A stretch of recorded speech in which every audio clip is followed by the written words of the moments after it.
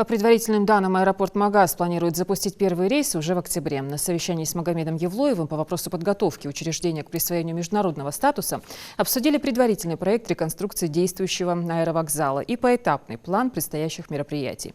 Представил эскиз и пояснил порядок оформления статуса гендиректор аэропорта Магомед Цуров. Уже начата деятельность по проектированию, параллельно осуществляется подготовка необходимого для открытия международного сообщения пакета документов. Предстоят строительные работы, а также процедуры согласования с надзорными органами и курирующими федеральными ведомствами.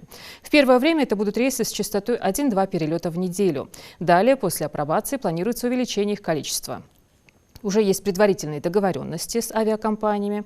У аэропорта есть опыт отправки паломников в хадж в Саудовскую Аравию с организацией разделения внутренних и внешних потоков пассажиров. Анализировать и как можно максимально сжатые сроки сделать каждую свою задачу. Мы к этому вопросу долго шли, мы добились этого статуса. Наша задача предпринять все необходимые меры, чтобы этот статус воплотил в себя, и эти международные полеты начались в нашем аэропорту.